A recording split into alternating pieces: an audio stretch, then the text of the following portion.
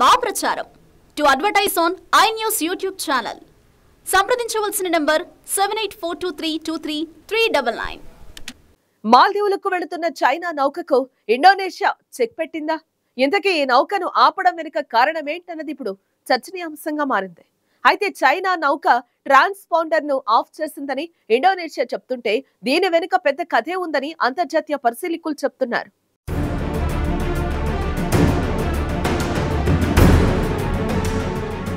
మాల్దీవులకు వెళుతున్న చైనా సముద్ర పరిశోధన నౌకను ఇండోనేషియా తన జలాల్లో ప్రయాణిస్తుంటే నిలిపివేసింది. ఈ విషయాన్ని అమెరికన్ నేవల్ ఇన్స్టిట్యూట్ వెల్లడించింది. చైనా గూఢచారి నౌక జియాంగ్ యాంగ్ హాంగ్ 03 వచ్చే నెలలో మాల్దీవులకు చేరుకునుంది. ఇది ఇండోనేషియా జలాల్లో ప్రయాణిస్తున్నప్పుడు దాని ఆటోమేటిక్ ఇన్ఫర్మేషన్ సిస్టమ్ లేదా ట్రాన్స్పాండర్ ను ఆఫ్ చేసింది. ఈ కారణంగా ఇండోనేషియా కోస్ట్ గార్డ్ నౌకను దాని ప్రాదేశిక జలాల్లో నిలిపివేసింది. ఇండోనేషియాకు దక్షిణ చైనా సముద్రంపై చైనాతో వివాదం ఉంది, కానీ బీజింగ్ తో ఇబ్బందులు పడకుండా తప్పించుకుంది.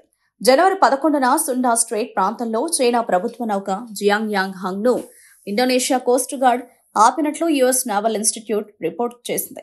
ఇన్స్టిట్యూట్ ఇండోనేషియా అధికారులను ఉల్లంఘిస్తూ ఓడలోని సిబ్బంది ట్రాన్స్పాండర్ ను ఆన్ చేయడాన్ని తిరస్కరించారని పేర్కొంది.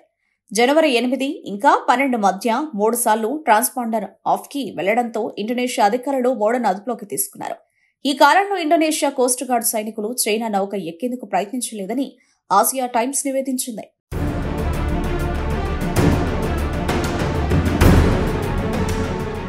కానీ ఇప్పుడు ఈ చైనీస్ గూఢచారి నౌక ఇండోనేషియా ప్రత్యేక ఆర్థిక జోన్ ను విడిచిపెట్టమని కోరింది.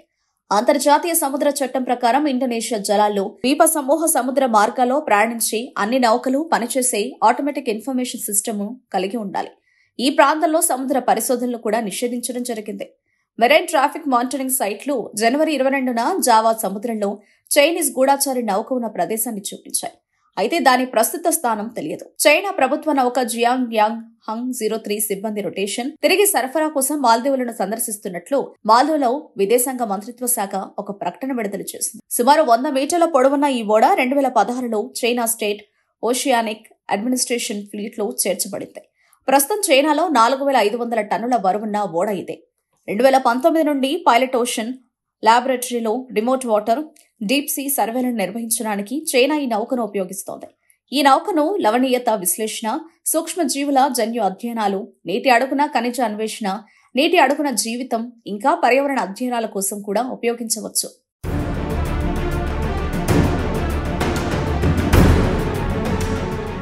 మాల్దీవుల అధ్యక్షుడు మహమ్మద్ మొయిజు ఈ నెల ప్రారంభంలో చైనాలో తన రాష్ట్ర పర్యటన సందర్భంగా చైనా ప్రభుత్వంతో 20 ఒప్పందాలపై సంతకం చేసిన సమయంలో చైనా సర్వే షిప్ మాల్దీవులకు వెళుతోంది. అయితే ఒప్పందాలకు సంబంధించిన వివరాలను ఇరు దేశాలు వెల్లడించలేదు. అయితే ఈ ప్రయాణంలో చైనా నౌక తన ఆటోమేటెడ్ ఇన్ఫర్మేషన్ సిస్టమ్ ను ఆఫ్ చేయడంతో ఇండోనేషియా కోస్ట్ గార్డ్ దాన్ని నిలిపివేసినట్లు మీడియా నివేదించింది.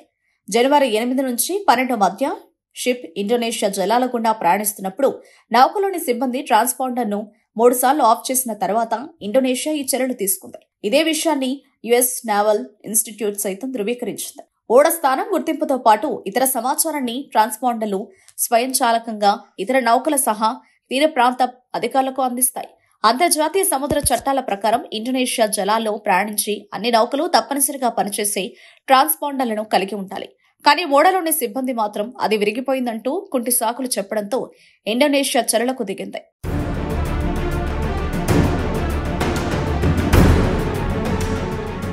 జనవరి 22న మాల్దీవుల అధ్యక్షుడు మహమ్మద్ మొయిజు చైనా నుంచి తిరిగి వచ్చిన వారాల వ్యవధిలోని డ్రాగన్ నౌక మాలే వైపు వెళుతున్నట్లు ఓ పరిశోధకుడు వెల్లడించాడు. దీంతో ఆ దేశ విదేశాంగ శాఖ కూడా ధృవీకరించాల్సి వచ్చింది. కానీ మాల్దీవుల భూభాగంలో పరిశోధన కార్యకలాపాలు నిర్వహించదని ప్రకటించింది. అయితే పరోక్షంగా ఇండియాకు చెక్ పెట్టేందుకు చైనా డేటా కలెక్ట్ చేస్తున్నట్లు రక్షణ రంగ నిపుణులు భావిస్తున్నారు. ఇతర దేశాల సార్వభౌమ హక్కులను చైనా దుర్వినియోగం చేయడం, కొనసాగిస్తున్న దక్షిణ చైనా సముద్రంలో ఉద్రిక్తతల గురించి ఆందోళనల మధ్య పరిస్థితిని మరింత క్లిష్టతరం చేసే చర్యలను నివారించడానికి దేశాలు పరస్పర విశ్వాసాన్ని మెరుగుపరుచుకోవాల్సి ఉంది. ఇదిలా ఉంటే ఇటీవలి కాలంలో చైనీస్ ఫిషింగ్ కోస్ట్ గార్డ్ నౌకలు Indonesia North Natuna Sea exclusive economic జోన్లోకి ప్రవేశించాయి. దీని ఫలితంగా ఇరు దేశాల మధ్య దౌత్యపరమైన వివాదం ఏర్పడింది. ఇండోనేషియా చైనా 9 డాష్ లైన్ ను ఎప్పటికీ అంగీకరించదని, చైనాతో రాజీ పడదని పేర్కొంది.